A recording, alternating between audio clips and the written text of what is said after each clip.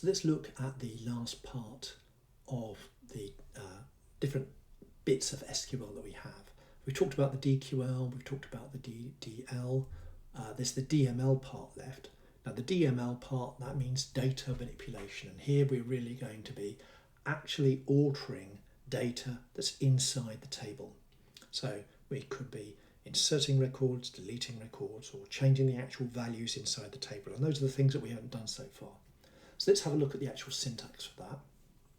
We'll start off with the basic one, which is, let's say we want to insert a new row into a table. Here's the syntax. We basically go into table, and then in brackets we can have a long list of column names, and then we go values, and then we have a long list of the actual values that will be inserted. You could use a second form of this. You could just simply go insert into table values, but that would rely on you knowing the order of the columns in the table and the order of the bits of data that you're going to insert into the table. They would actually have to be the same. So that second version is not really recommended. Maybe this will be a bit clearer if I give you an example here. Let's say we've got a myemp table. So we've got a myemp table, and it's going to have 3 columns. It's going to have ename, sal, and department number. So that first version of the insert syntax looks like this. We go insert into myemp, and then we have brackets, and we say what we're about to insert will go into the table in this sequence. So the first data item will go into ename, the second data item will go into sal, and the third data item will go into department number. And then after that we have another reserve word values, and then in brackets we just lay out our bits of data, and obviously we each bit of data here will go into the corresponding field. So Smith would go into ename, 25,000 would go into sal, and 3 would go into department number. So the second version that you could use basically misses the column names out, the attribute names out.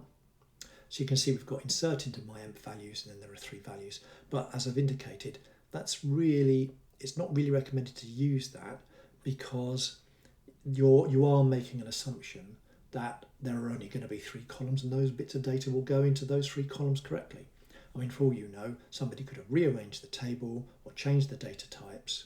So you can use that second version if it's just a sort of quick and dirty thing, but in the longer term it's not really recommended. Anyway, let's imagine that we could run those 2 things, and what will happen is it will actually, first run would run and it would insert Smith 25,003 into my myemp table, and then we run the second one, and you can see it's inserted a second row, a second record into the table, Jones 24,002, just like that. Remember, if it's words, if it's a character, we have to wrap them up in double quotes. That's why in the ename column we've got Smith and Jones. Those are both characters, strings, so we have to put double quotes around them inside the insert SQL statement. We could, here we're just inserting a single value. We could insert values from another table. And the way that we could grab those values from another table is we could use a select statement. So for example, we could go insert into table, select expression, and that would look like that. So we could go insert into myemp some specific values, for example, ename, sal, and department number. And we've got our emp table in our example, so we could grab ename, sal, and department number from emp, and we could just stick them into myemp temporarily. Let's imagine that myemp is a temporary table that we're going to use, and it would look like that. So you can see we sort of grab all those employees and put them into myemp. So that's how we can insert records into a table, either new ones, or we can effectively copy records from a different table. What about changing values then? Well, the way that we do that is to use an update syntax, and that's what this looks like. We go update table name set, and then we have name and value pairs. And we can have a where expression in there. We do have the where clause quite frequently. Again, let's look at an example. Let's say that we wanted to change the Cox employee here. What we want to do is we want to change their department. So here's the syntax. Update name of the table. So it's going to be update myemp set. And next comes the actual value that we're going to change. So we go department number equal to 4. Now, we want this to specifically target a particular person, which in this instance is going to be Cox. So we go where ename equals Cox.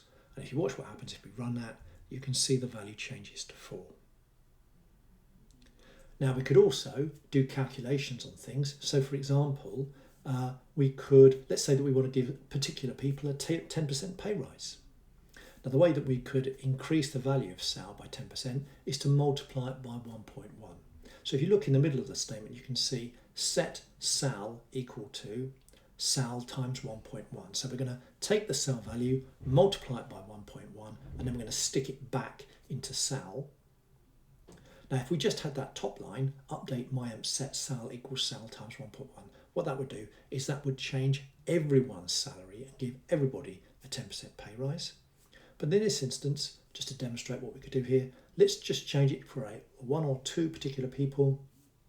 So we can use a where clause and we go where ename equals Pollard or ename equals Reese. And what that does is that will increase their salaries. And if you watch, it will increase their salaries by 10%, just like that. The final part of the data manipulation language is to actually remove records. Now this is different to actually sort of dropping an entire table. What we want to do here is we actually want to just remove particular rows from the table. So we use delete star from table name, and it looks like this. Delete star from, and then we go myamp, where, and then we can just add whatever the criteria is that we're going to use to actually delete rows. So we go where ename equals Cox, for example, and what that would do is that would actually delete the any matching rows that hit that condition. Now you do need to be careful because a classic mistake is to type this, delete star from myamp with no condition, and of course what that will do is that will actually clean out all the records in the table. And again, you need to be careful because some databases, that's an operation which isn't reversible. So delete star from myamp will actually just remove all the records.